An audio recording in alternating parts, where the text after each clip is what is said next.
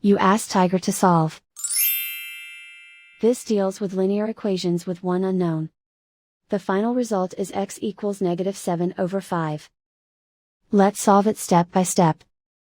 Simplify the expression. Expand the parentheses. Group like terms. Simplify the arithmetic. Group all constants on the right side of the equation. Add 7 to both sides. Simplify the arithmetic.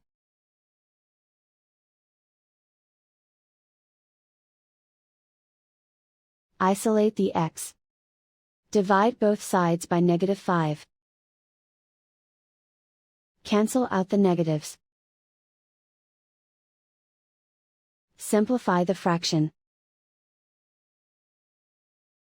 Move the negative sign from the denominator to the numerator. And so the final result is x equals -7/5.